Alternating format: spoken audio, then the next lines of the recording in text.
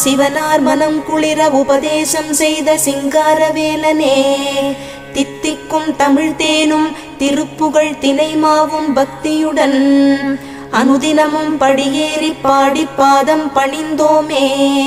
திருப்பள்ளி எழுந்தருள்வாய் சிறகிரி வேலவா திருமுருகா, அனுபூதி அலங்காரம் அந்தாதி தந்த அருணகிரிக்கு அருளியவா, கந்த சஷ்டி கவசம் தேவராயன் தந்தது உன் கருணையல்லவா.